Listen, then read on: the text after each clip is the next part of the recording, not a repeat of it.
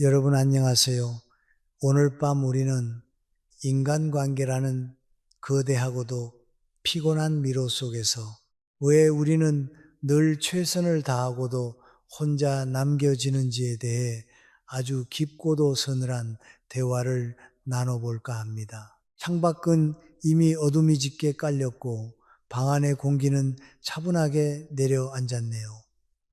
이 고요한 시간에 우리가 마주해야 할 진실은 생각보다 뼈아플지도 모릅니다. 우리가 그토록 지키려 했었던 관계들이 사실은 모래성처럼 허무하게 무너질 수 있다는 사실 말이죠. 특히 남의 비위를 맞추느라 정작 자신의 마음은 멍들게 내버려둔 분들이라면 이 냉혹한 사회에서 그저 착하기만 하다가 이용만 당하는 식물성 인간으로 남는다면 어쩌면 여러분은 정서적으로 살아남지 못할 수도 있습니다. 이건 단순히 겁을 주는 게 아니라 우리 삶이 증명해온 지독한 생존의 법칙입니다. 그러니 편안히 자리 잡기 전에 잠시 시간을 내어 좋아요와 구독을 눌러주세요. 물론 제가 여기서 하는 작업이 정말 마음에 드실 때만요.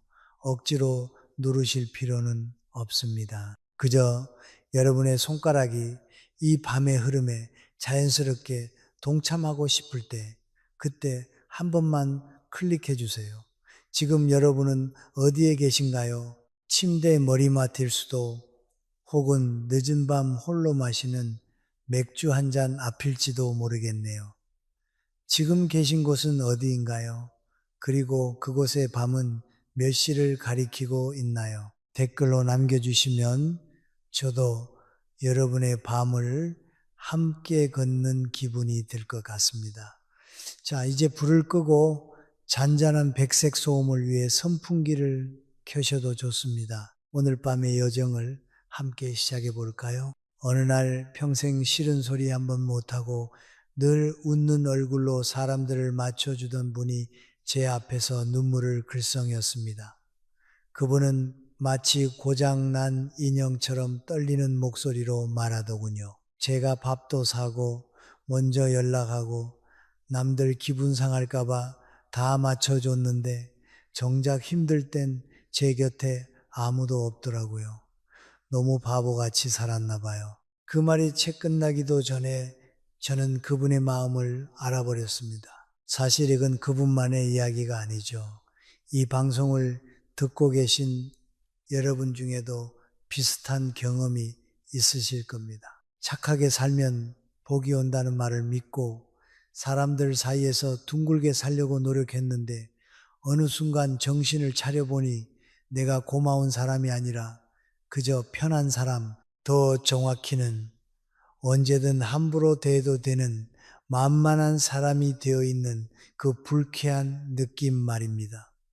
그 허무함이 우리를 늦은 밤까지 붙잡아 흔들곤 하지요. 인간관계는 참 냉혹한 역설이 숨어 있습니다. 마치 축구 경기에서 수비수들이 죽어라 뛰며 골문을 지켜도 정작 화려한 골을 넣은 공격수만 스포트라이트를 받는 것처럼 우리가 관계를 지키려고 칭찬하고 양보하는 그 헌신적인 순간에 상대는 나를 귀한 사람으로 대접하는 대신 계속 써도 되는 소모품 리스트에 올려버릴 때가 많습니다. 배려가 사랑이고 덕이라고 믿었는데 역설적이게도 그 넘치는 배려가 내 인복을 말려버리는 꼴이 되는 것이죠. 사실 우리 뇌는 사회적 배제와 신체적 통증을 동일한 부위에서 처리한다고 합니다. 즉, 사람들에게 무시당할 때 느끼는 그 마음의 통증은 실제로 몽둥이로 맞았을 때의 고통과 다를 바가 없다는 뜻이죠. 그래서 저는 인간관계를 이렇게 정의하고 싶습니다. 사람은 잘해준 만큼 곁에 남는 게 아니라 존중받는 만큼 곁에 남는 법이라고요. 여기서 말하는 존중은 거창한 돈이나 화려한 선물이 아닙니다. 상대의 마음이면을 정확히 읽어주는 태도, 그것이야말로 존중의 핵심입니다. 그럼 진짜 인복이 좋은 사람은 무엇이 다를까요? 저는 한 가지 장면에서 그 답을 찾곤 합니다. 모임에 가면 꼭 한 명씩 자랑을 늘어놓는 사람이 있죠. 자식이 대기업에 들어갔다거나 강남 아파트 값이 올랐다거나 사업이 대박났다거나 하는 이야기들 말입니다. 그때 우리는 되게 기계적으로 반응합니다. 와, 부럽다. 정말 대단하다. 하며 분위기를 맞추느라 호들갑을 떨고 상대의 기분을 띄워주죠. 그런데 여러분, 그 순간 상대는 더 신이 납니다. 말이 길어지기 시작하죠. 자랑은 어느새 설명이 되고 설명은 설교가 됩니다. 우리는 어느새 그 지루한 설교의 관객이 되어 영혼 없이 고개를 끄덕이고 있게 되죠. 마치 프리미어리그 경기를 보는데 내가 응원하는 팀은 지고 있는데 상대팀 골잔치만 90분 내내 보고 있는 기분일 겁니다. 집으로 돌아오는 길에 마음이 묘하게 쓸쓸해지는 건 당연한 결과입니다. 내가 한없이 낮아진 것 같고 내 인생은 참 초라해 보이죠. 왜 그럴까요? 그건 우리가 그 사람을 칭찬한 게 아니라 그가 거둔 결과만 칭찬했기 때문입니다. 결과를 칭찬하면 관계에는 즉시 높낮이가 생깁니다. 한 사람은 구름 위로 올라가고 다른 한 사람은 진흙탕 밑으로 내려가게 되는 구조죠. 이건 전략적 상호작용의 심리적 기제 측면에서 볼 때 매우 하책에 해당합니다. 인복은 결코 그렇게 생기지 않습니다. 제 지인에게서 들은 흥미로운 이야기 하나를 들려드릴게요. 동창 모임에서 한 친구가 아들이 이번에 신축 아파트를 샀다며 침이 마르도록 자랑을 늘어놓았답니다. 한 친구는 분위기를 맞춘답시고 아이고 부럽다. 넌 진짜 자식 농사 끝내주게 지었네 라며 맞장구를 쳤죠. 그러자 자랑하던 친구는 어깨에 더 힘을 주며 밤새도록 아들 이야기를 이어갔고 맞장구 치던 그분은 밤새도록 박수나 쳐주는 역할이 되어버렸습니다. 마치 무한 반복되는 광고를 스킵 못하고 계속 봐야 하는 고통 같은 거였죠. 반면 다른 한 분은 달랐습니다. 그분은 호들갑을 떨지 않았습니다. 그저 잔을 채워주며 조용히 웃다가 대화가 잠시 멈춘 틈을 타놨고 따뜻한 목소리로 딱 한마디를 건넸습니다. 자네 아들이 그냥 혼자 컸겠나? 자네가 그때 밤낮 없이 뛰었잖아. 그거 이뤄내느라 참 애썼네. 고생 많았어. 여러분, 이 한마디가 들어가자마자 정말 놀라운 일이 벌어졌습니다. 한껏 우쭐해 있던 친구의 얼굴이 순간적으로 굳어지더니 이내 눈가가 붉어지는 게 아니겠습니까? 그리고 자랑을 멈춘 채 이렇게 말했답니다.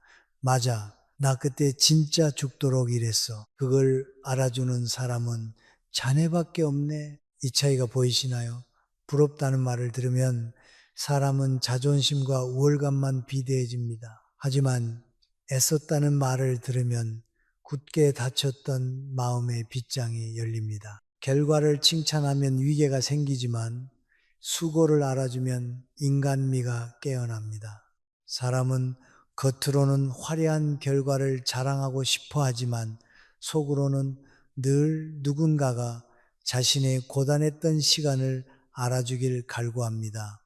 우리 인생의 대부분은 화려한 조명이 비치는 무대 위가 아니라 아무도 보지 않는 어두운 무대 뒤에서 이루어지지 않습니까?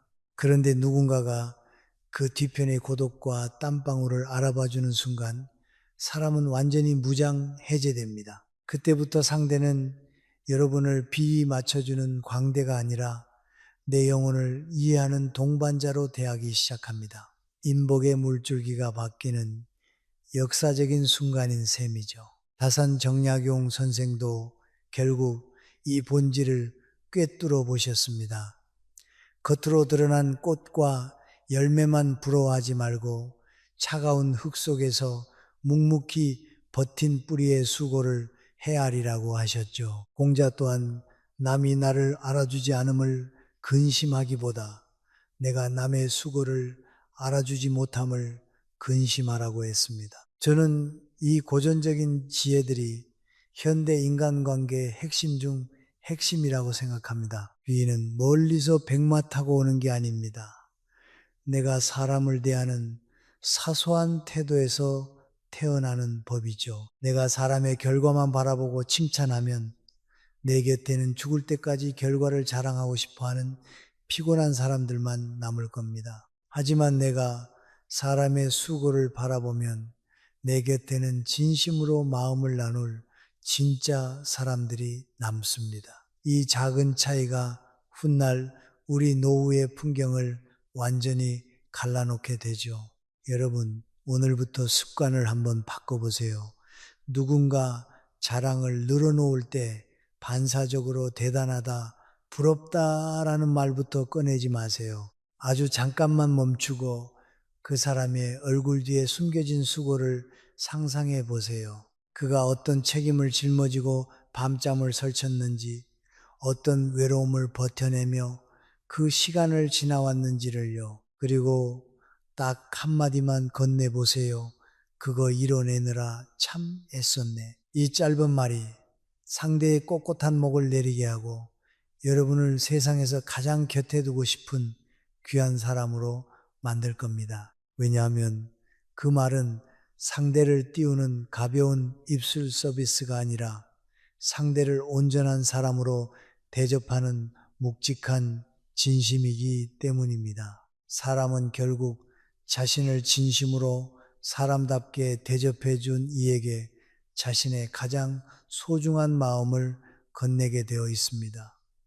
인복은 그렇게 만들어지는 것입니다. 비위를 맞춘다고 생기는 게 아니라 마음의 깊이를 알아보는 맑은 눈에서 생기는 것이죠.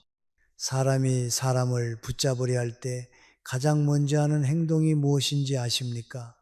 말로는 가깝게 지내고 싶다고 하지만 사실 몸이 먼저 반응하는 경우가 많습니다. 바로 지갑을 먼저 여는 것이죠. 밥값을 내가 계산하고 커피도 내가 사고 선물도 내가 챙기고 심지어 택시비까지 쥐어주며 내가 이만큼 잘하면 사람들이 나를 좋아하겠지 하고 믿습니다. 하지만 여러분, 이 믿음이 오래가면 반드시 마음속에는 켜켜이 먼지 쌓인 청구서가 쌓이게 됩니다. 겉으로는 허허 웃으며 카드를 내밀지만 속으로는 나는 이렇게까지 하는데 왜 저 인간은 나를 소중히 여기지 않지?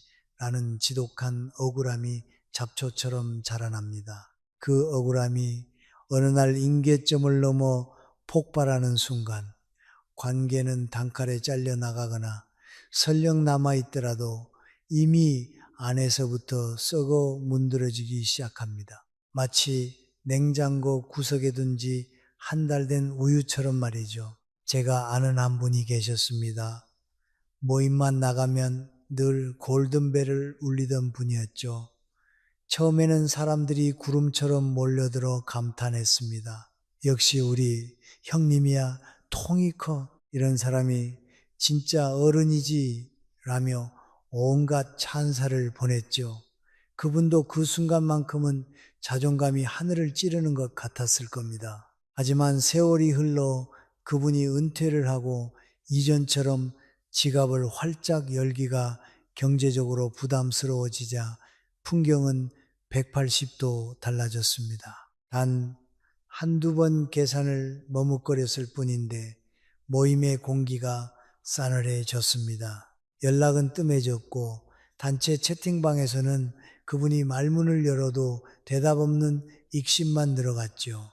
그분이 가장 아팠던 건 통장의 잔고가 아니라 내가 그동안 먹인 밥이 몇 그릇인데 라는 탄식이었습니다. 사실 이 말은 밥값의 문제가 아니라 내가 쏟아부은 만큼 돌려받지 못했다는 보상, 심리가 터져나온 비명입니다. 돈으로 관계를 샀기 때문에 돈이라는 연료가 마르는 순간 관계라는 엔진도 멈춰 버린 것입니다. 여기서 우리는 아주 흥미로운 심리학적 사실을 하나 짚고 넘어가야 합니다. 학술적으로 말하자면 상호 호혜성 원칙에 기반한 인지 부조화적 합리화 기제라고 부를 수 있겠네요. 쉽게 말해 사람의 마음은 내가 베푼 것에 의해 움직이는 것 같지만 실제로는 내가 누군가에게 의미 있는 사람이라고 느끼는 순간에 더 강력하게 결속됩니다. 우리가 흔히 하는 착각이 무엇입니까? 내가 상대에게 호의를 베풀면 상대가 나를 좋아할 거라는 믿음이죠. 하지만 인간의 심리는 종종 그 반대로 작동합니다. 내가 잘해준 사람보다 내가 도움을 줄 수 있었던 사람, 다시 말해 내가 쓰임새 있는 사람으로 느껴지는 관계에 더 애착이 생기는 법입니다. 어느 날 갑자기 지갑이 닫혔을 때 상대가 느끼는 것은 상처가 아니라 왜 오늘은 안 해? 라는 뻔뻔한 불만입니다. 호의가 권리가 되어버린 것이죠. 반면 진짜 인복이 좋은 고수들은 절대 지갑으로 관계의 기초를 닦지 않습니다. 그들은 아주 세련되고 지혜로운 방식으로 상대의 마음을 낚아챕니다. 방법은 의외로 간단합니다. 기꺼이 작은 빚을 지는 것이죠. 여기서 빚은 돈이 아닙니다. 바로 작은 부탁입니다. 상대에게 부담을 주지 않으면서도 그의 고유한 능력을 인정해주는 정중한 부탁 말입니다. 예를 들어 요리에 일가견이 있는 친구에게는 이렇게 말하는 겁니다. 자네가 지난번에 담근 깍두기가 정말 예술이더라고. 나도 집에서 흉내 좀 내보고 싶은데 비법 한 가지만 알려줄 수 있겠나? 식물을 자식처럼 키우는 사람에게는 우리 집 난초가 자꾸 시드는데 자네가 왕진 한번 와줘야겠네. 자네 손은 마이다스의 손이잖아. 라고 넌지시 건네는 거죠. 옷을 깔끔하게 입는 동생에게 자네는 어쩜 그렇게 색조합을 잘하나? 나도 다음에 정장 살 때 조언 좀 해주게 라고 말하는 것도 좋은 방법입니다. 여러분 이 말들이 상대를 귀찮게 하는 소리처럼 들리시나요? 천만에요. 이건 상대에게 당신은 가치 있는 사람이고 나는 당신의 능력을 존경합니다. 라는 최고의 찬사를 보내는 행위입니다. 인정은 잠자던 마음을 깨웁니다. 그 순간 상대는 여러분을 내가 뜯어먹을 대상이 아니라 나를 알아봐주는 안목 있는 사람으로 인식하게 됩니다. 여기서 기막힌 잡지식 하나를 알려드릴까요? 미국의 건국 공로자 벤저민 프랭클린은 자신을 몹시 싫어하던 정적의 마음을 돌리기 위해 그가 가진 희귀한 책을 빌려달라고 부탁했습니다.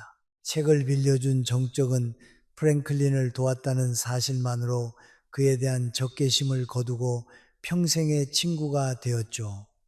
이를 심리학에서는 벤저민 프랭클린 효과라고 부릅니다. 사람은 자기가 도움을 준 대상에게 오히려 더 호감을 느끼는 경향이 있습니다. 왜냐하면 마음속에서 내가 이 사람을 돕는 이유는 이 사람이 그럴 만한 가치가 있는 좋은 사람이기 때문일 거야 라는 자기 합리화가 작동하기 때문이죠. 이것이 바로 관계의 핵심 설계도입니다. 돈으로 얻은 호감은 지갑이 닫히는 순간 신데렐라의 마법처럼 사라집니다. 하지만 상대의 능력을 존중하며 작은 부탁을 건네는 관계는 돈 한 푼 쓰지 않고도 마음을 쇠사슬처럼 단단히 묶습니다. 그리고 이 묶임은 웬만한 비바람에도 끊어지지 않습니다. 받는 사람의 욕심을 채우는 게 아니라 주는 사람의 자존감을 살리기 때문입니다. 진짜 귀인을 만나고 싶으신가요? 그렇다면 한 가지만 기억하세요. 사람은 나를 필요로 하는 사람에게도 끌리지만 그보다 깊게는 나를 믿어주는 사람에게 끌립니다. 작은 부탁은 곧 신뢰의 다른 이름입니다. 자네가 잘하니까 자네에게 한 수 배우고 싶네. 이 말 한마디가 상대의 어깨를 으쓱하게 만들고 마음을 활짝 열게 합니다. 우리 모두는 나이가 들수록 사회적 쓸모가 없어질까봐 본능적인 두려움을 느낍니다. 누군가 내게 부탁을 한다는 건 내 안에 아직 유효한 가치가 있다는 증거죠. 그래서 부탁을 받으면 귀찮기보다 묘한 쾌감이 먼저 옵니다. 아, 이 사람이 나를 여전히 인정해 주는구나 라는 안도감 말입니다. 다산 정약용 선생이 전남 강진에서 유배 생활을 하던 시절을 떠올려 보십시오. 하루아침에 대제학의 길에서 죄인이 되어 낯선 땅에 던져졌을 때 선생은 마을 사람들 위해 군림하려 하지 않았습니다. 오히려 평범한 농부들에게 고개를 숙이고 물었죠. 나는 평생 책만 읽어 농사일의 이치를 잘 모르네. 자네가 씨 뿌리고 거두는 지혜를 내게 좀 가르쳐 주게나. 여러분, 이 장면이 얼마나 근사합니까? 당대 최고의 지식인이 무지한 백성에게 배움을 청한 것입니다. 그 낮은 자세가 투박한 마을 사람들의 마음을 단숨에 녹였습니다. 저 사람은 우리를 무시하지 않는다는 확신이 들자 사람들은 그를 스승으로 때로는 가족처럼 보살피기 시작했습니다. 관계를 바꾸는 힘은 화려한 말주변이 아니라 상대의 자존감을 살려주는 태도에 있습니다. 특히 나이가 들수록 우리는 부탁하는 법을 잊어버리곤 합니다. 내가 그래도 왕년의 누군데라는 낡은 체면이 앞을 가로막기 때문이죠. 하지만 인복은 뻣뻣한 체면에서 나오지 않습니다. 오히려 내 부족함을 인정하고 상대의 장점을 빌려오는 겸손에서 샘솟습니다. 오늘부터 모임에 나가실 때 목표를 바꿔보세요. 내 편을 만들기 위해 오늘 내가 쏴야지가 아니라 상대의 능력을 존중하며 오늘 내가 한 가지 배워야지로 말입니다. 그러면 행동이 자연스럽게 달라집니다. 지갑을 열어 계산서를 낚아채는 대신 질문을 던져 상대의 마음을 낚아채게 됩니다. 자네, 그 일은 어떻게 그렇게 깔끔하게 처리했나? 나도 좀 배우고 싶네. 이런 말들은 여러분을 결코 약하게 만들지 않습니다. 오히려 여러분을 훨씬 더 깊이 있고 품격 있는 어른으로 격상시켜 줍니다. 진짜 어른은 베풀 줄만 아는 사람이 아니라 상대가 베풀 수 있는 기회를 기꺼이 내어줄 줄 아는 사람입니다. 받을 줄 아는 사람은 상대의 자존심을 살립니다. 그 살아난 자존심 위에서 우정이라는 꽃이 피고 시간이 흘러 그 인연은 결정적인 순간에 여러분의 손을 잡아주는 귀인이 될 것입니다. 돈으로는 절대로 살 수 없는 영혼의 유대감이 생기는 것이죠. 여러분, 인복이 좋은 사람들을 가만히 관찰해 보면 한 가지 공통적인 특징을 발견할 수 있습니다. 그들은 결코 말이 많지 않습니다.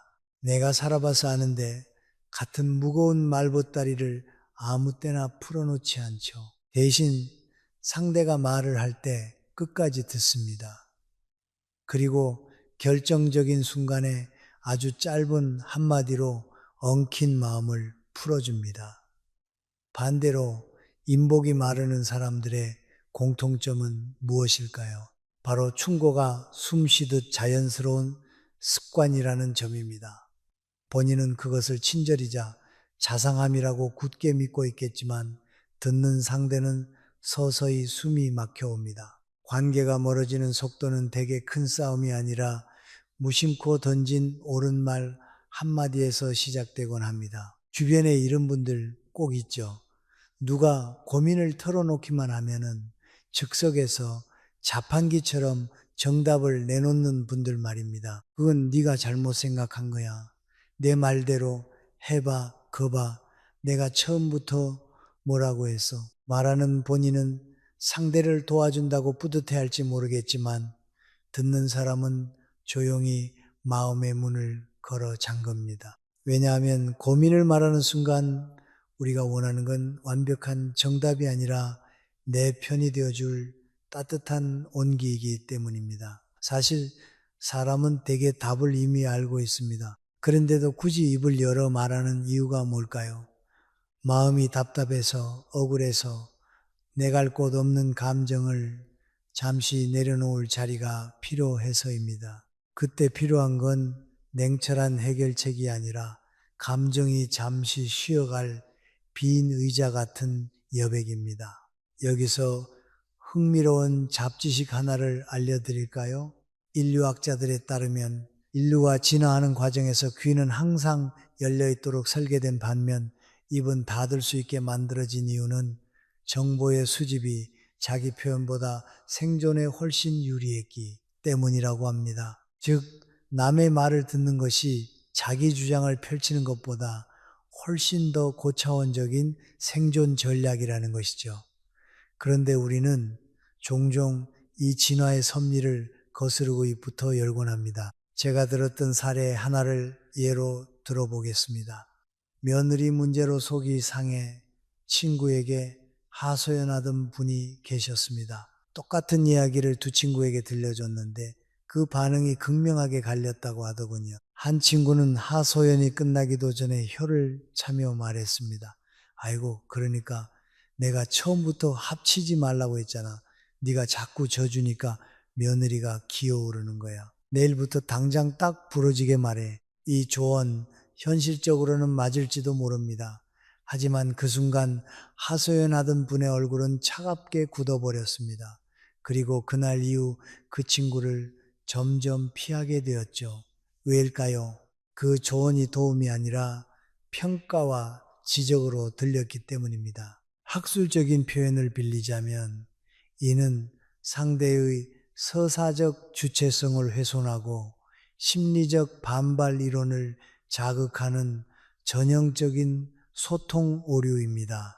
너는 틀렸고 나는 맞다는 위계 질서가 형성되는 순간 대화는 단절됩니다.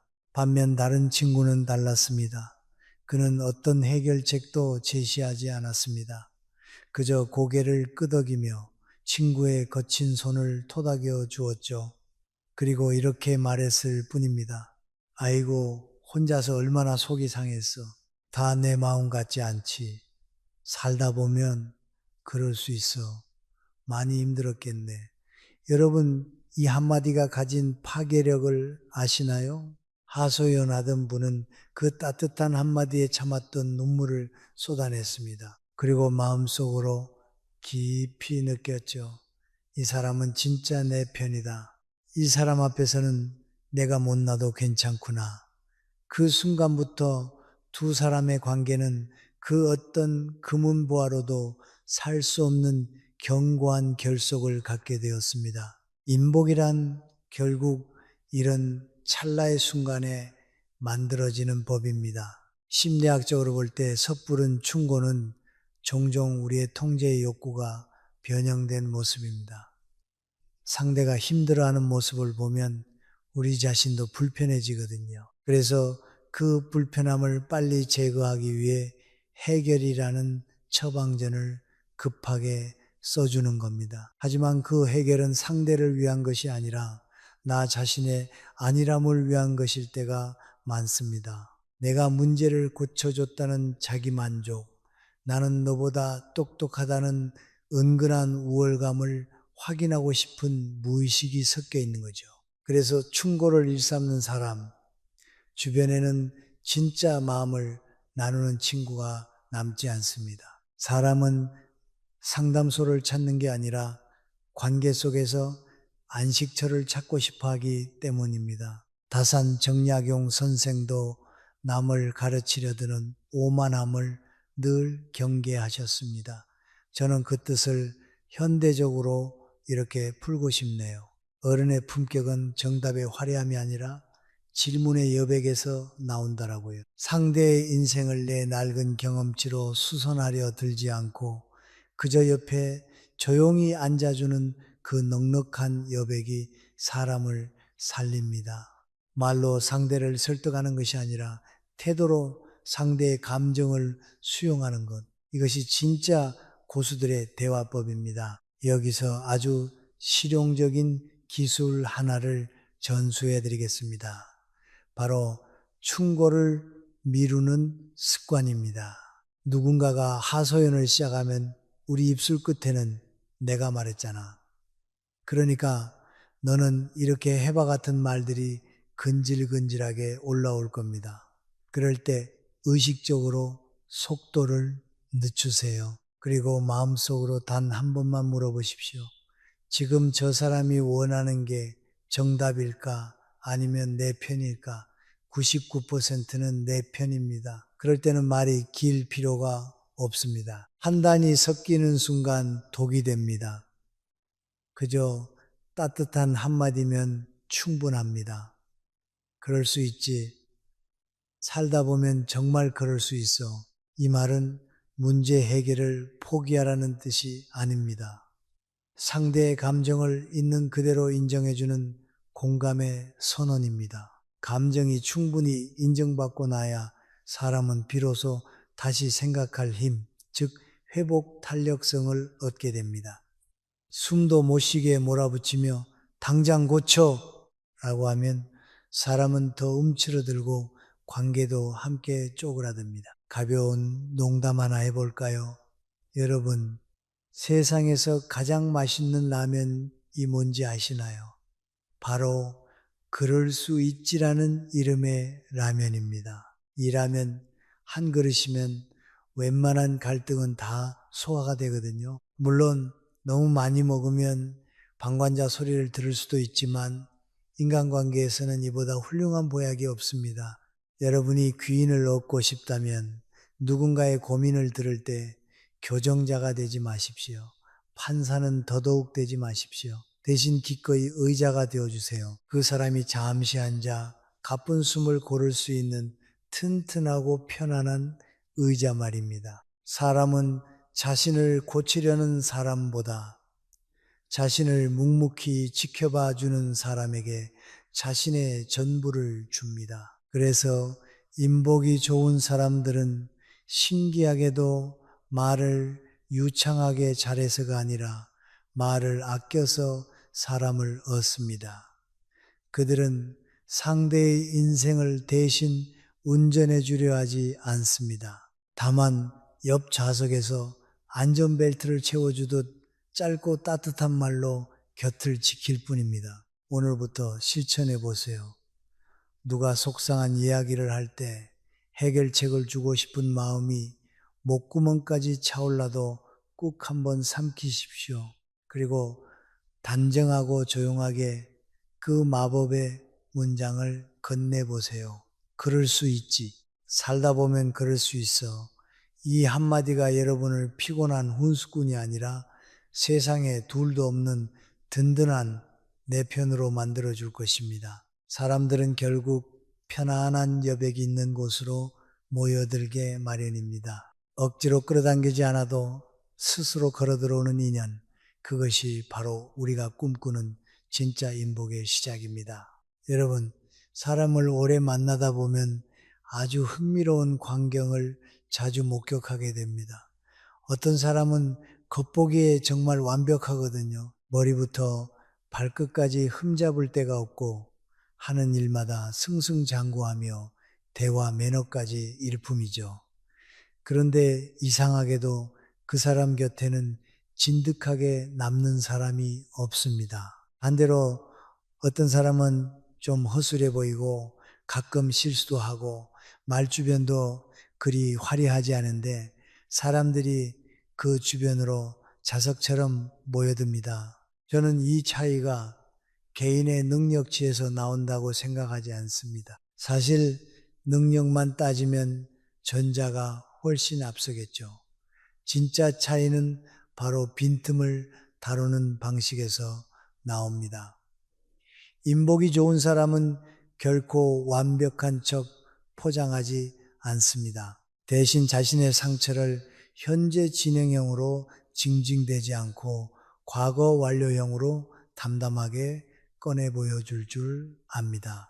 이것이 사람을 미친 듯이 끌어당기는 묘한 마력이 됩니다. 여러분 주변에도 이런 분 꼭 계시죠?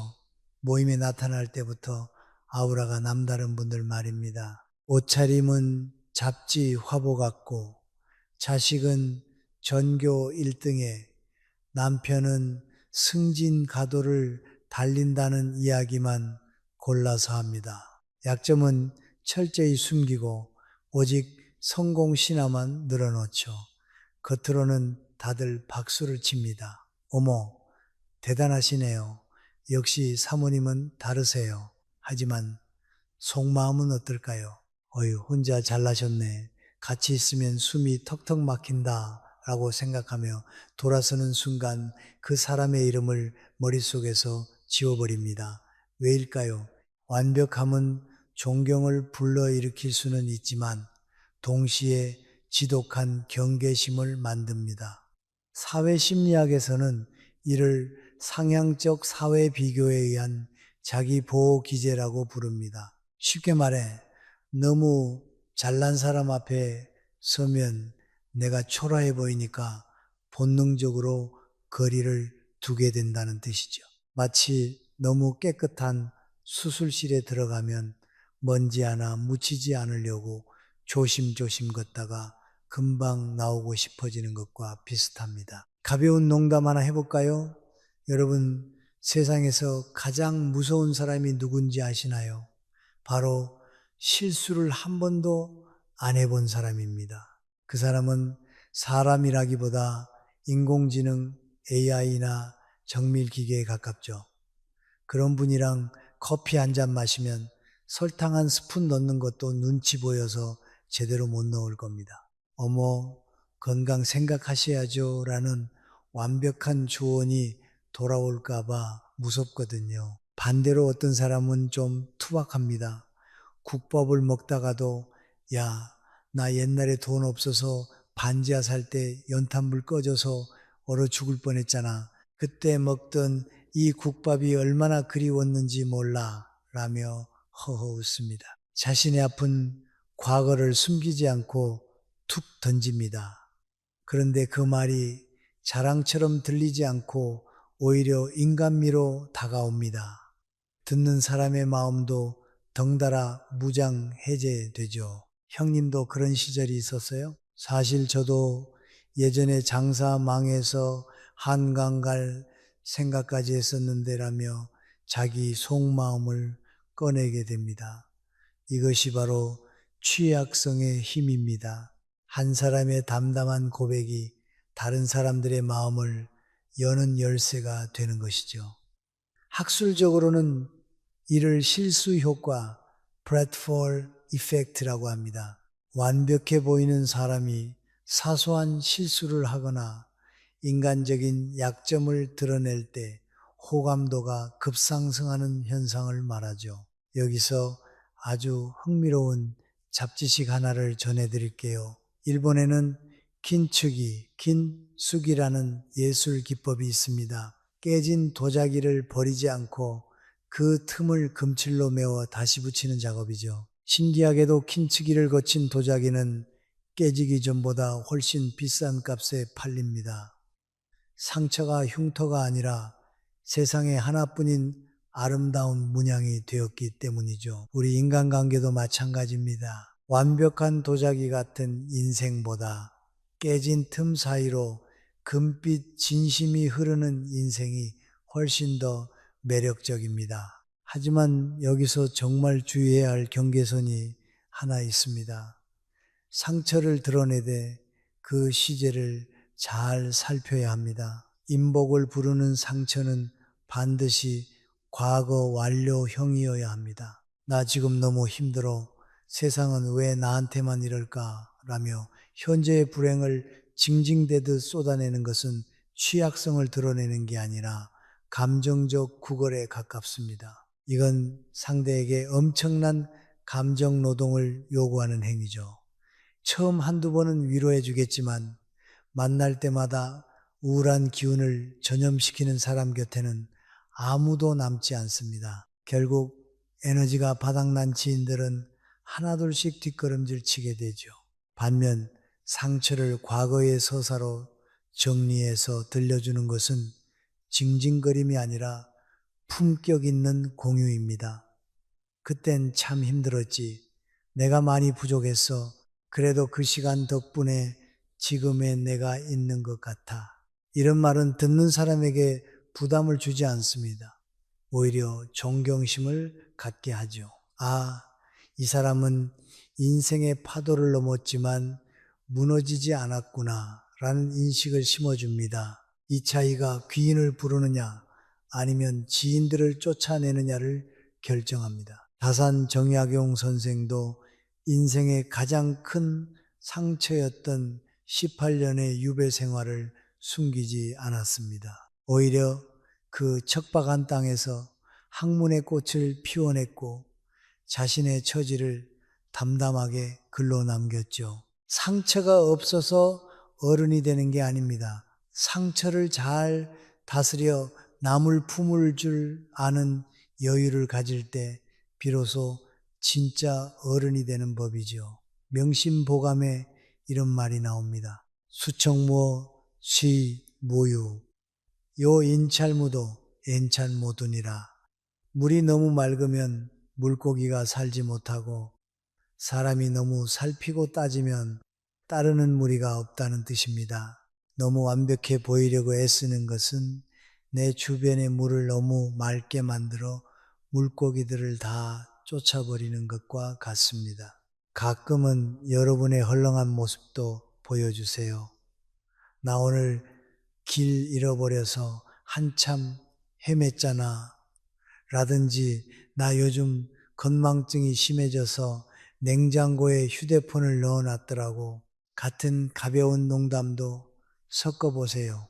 완벽함이라는 성벽을 허물고 품격 있는 빈틈을 내어주는 순간 그 틈 사이로 새로운 인연들이 줄을 지어 들어올 겁니다.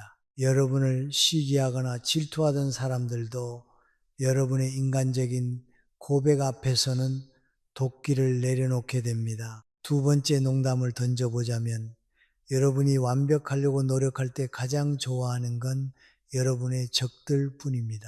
왜냐하면 여러분이 언제 실수하나 눈에 불을 켜고 지켜보고 있거든요. 하지만 여러분이 먼저 나 이런 실수했어 라고 선수치면 그들은 할 말이 없어집니다. 김 빠진 콜라처럼 공격할 동력을 잃어버리는 거죠. 그러니 자기 비하에 빠지지도 말고 그렇다고 잘난 척으로 무장하지도 마세요. 그저 운이 좋았지 라고 말하며 나도 예전엔 지독하게 고생한 적이 있었어 라고 담담하게 한 줄만 덧붙여 보세요. 이 말투는 상대에게 두 가지 강력한 메시지를 보냅니다. 첫째, 나는 당신을 무시하지 않는 겸손한 사람이다. 둘째, 나는 고난을 이겨낸 내공 있는 사람이다. 이 두 가지가 결합할 때 비로소 귀인들이 여러분의 곁에 안착하게 됩니다. 사람을 끌어당기는 것은 번쩍이는 성공의 훈장이 아니라 그 훈장을 얻기까지 겪었던 상처를 보듬는 따뜻한 온기입니다. 오늘 밤 여러분이 쌓아 올린 완벽함의 성벽을 조금은 허물어 보셔도 좋습니다. 그 허물어진 자리가 바로 인복이 들어오는 대문이 될 테니까요. 세 번째 농담입니다. 혹시 오늘 완벽하게 보이려고 너무 꽉 끼는 옷을 입으셨나요? 이제 그 단추 하나만 풀어보세요. 숨이 쉬어지는 만큼 관계도 편안해질 겁니다. 사람들은 결국 여러분의 성공보다 여러분의 사람 냄새를 찾아옵니다. 그 냄새가 향기로운 법이지요. 여러분 나이가 들수록 인간관계에서 가장 어려운 순간이 언제인지 아십니까? 불같이 싸우는 순간이 아닙니다. 차갑게 배신당하는 순간만도 아니죠. 오히려 겉으로는 아무 일도 일어나지 않은 것처럼 평온해 보이는데 어느 날 문득 연락이 뜸해지고 만남을 피하며 상대의 눈빛이 서늘하게 달라지는 것을 느끼는 바로 그 찰나입니다. 분명히 예전엔 간이라도 빼줄 듯 가까웠는데라는 생각이 드는 그때 우리 마음은 가장 크게 요동칩니다.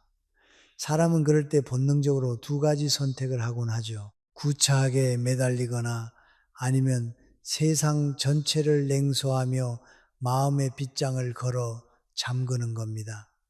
그런데 인복이 좋은 고수들은 이 둘 중 어느 길도 택하지 않습니다. 그들은 아주 우아한 제3의 길을 걷죠. 바로 관계의 유통기한을 쿨하게 인정하고 떠나는 인연을 우아하게 보내주는 기술입니다. 오랜 친구가 갑자기 거리를 두기 시작하면 서운하지 않을 사람이 어디 있겠습니까? 특히 우리가 정을 듬뿍 준 관계일수록 그 통증은 더 날카롭습니다. 함께 밤을 지새우며 소주잔을 기울였던 시간, 서로의 치부를 공유하며 웃었던 세월이 있으니까요. 그래서 우리는 쉽게 이런 함정에 빠집니다. 내가 저 인간한테 얼마나 공을 들였는데 내가 그때 자기 시어머니 상 치를 때 며칠 밤을 새워 도와줬는데 어떻게 나한테 이럴 수 있지?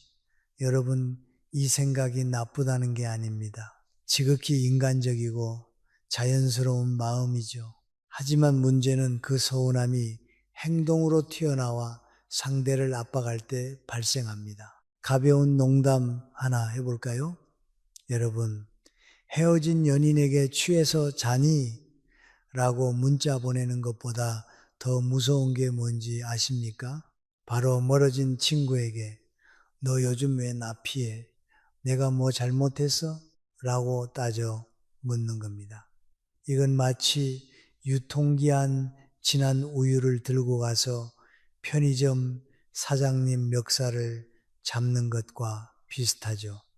이미 변해버린 마음은 질문으로 되돌릴 수 없습니다. 오히려 그 질문은 상대에게 지독한 정서적 압박이 되어 남아있던 신락 같은 정마저 싹둑 잘라버리는 가위가 될 뿐입니다. 여기서 우리는 아주 냉정한 학술적 용어 하나를 마주해야 합니다. 바로 매몰 비용 오류, sunk cost fallacy입니다. 이미 투자한 시간과 감정이 아까워서 더 이상 희망이 없는 관계에 계속해서 에너지를 쏟아붓는 미련한 심리를 뜻하죠.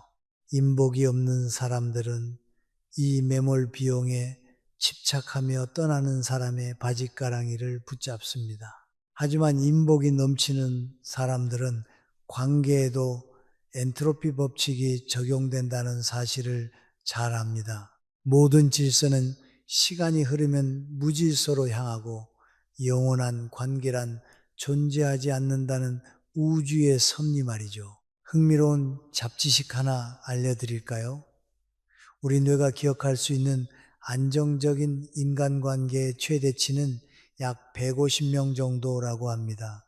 이를 덤바의 수, 단바르스, 남바라고 부르죠. 즉 새로운 귀인이 내 삶에 들어오려면 이미 낡고 삐걱거리는 인연 몇 명은 내 마음의 방에서 나가줘야 공간이 생긴다는 뜻입니다. 그러니 인연이 멀어지는 것은 내 인생이 망하는 징조가 아니라 새로운 인연을 맞이하기 위한 대청소 시간이라고 생각하면 훨씬 마음이 편안해집니다. 불교에는 시절 인연이라는 기막힌 말이 있습니다. 모든 인연에는 딱 그만큼의 때가 있다는 뜻이죠. 어떤 인연은 내가 힘들 때 잠시 지팡이가 되어주고 떠납니다. 어떤 인연은 내가 자만할 때 따끔한 채찍이 되어주고 사라지죠. 그 역할이 끝나면 인연은 강물처럼 흘러가야 합니다. 법정 스님도 말씀하셨죠. 가는 사람 잡지 말고 오는 사람 막지 마라. 이 말은 포기가 아니라 자유에 대한 선언입니다. 사람은 내 소유물이 아니고 인연은 노예 계약서가 아니니까요. 두 번째 농담입니다. 여러분, 옛날 친구랑 멀어졌다고 너무 슬퍼하지 마세요.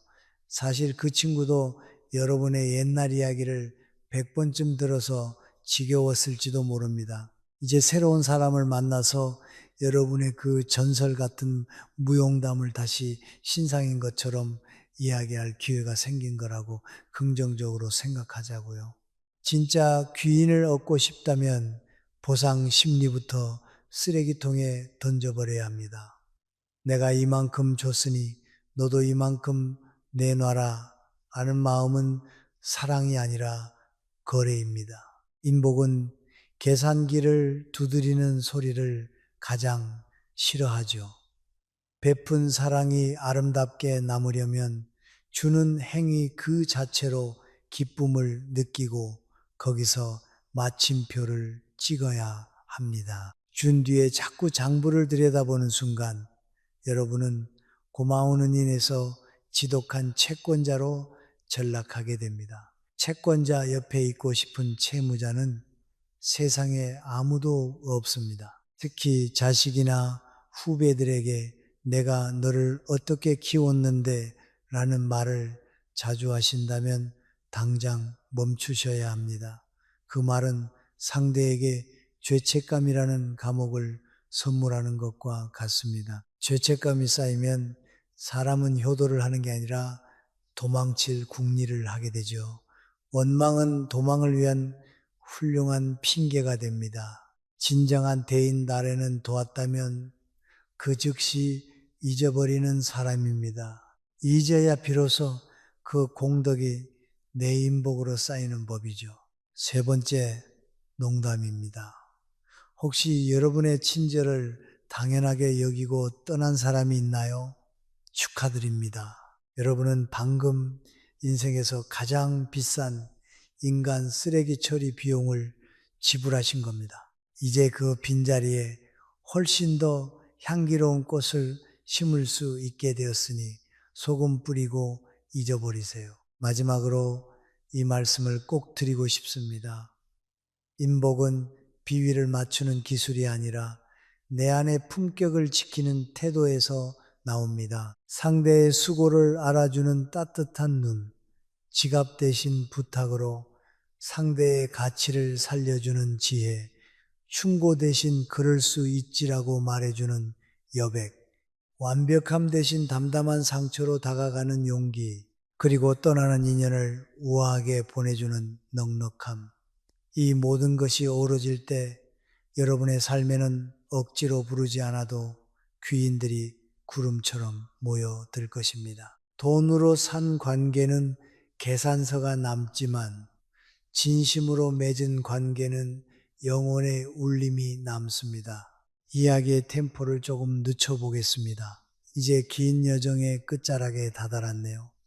밤 공기가 더욱 차분해졌고 여러분의 숨소리도 조금은 편안해졌기를 바랍니다. 우리가 함께 나눈 이 이야기들이 여러분의 지친 마음을 가만히 보듬어주는 부드러운 담요가 되었으면 좋겠습니다. 세상은 여전히 시끄럽고 사람 사이의 일은 늘 복잡하겠지만 적어도 오늘 밤만큼은 여러분 자신을 가장 귀하게 여겨주세요.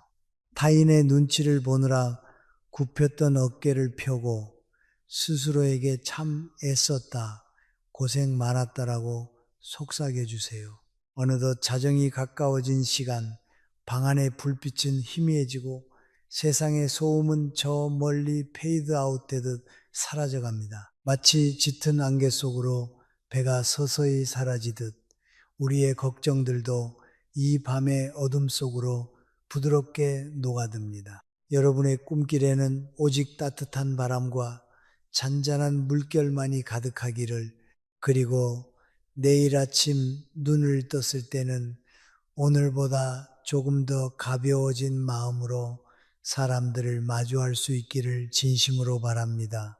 이제 모든 긴장을 내려놓고 깊은 휴식의 바다로 빠져드세요. 오늘 밤 여러분은 참으로 소중한 존재였습니다.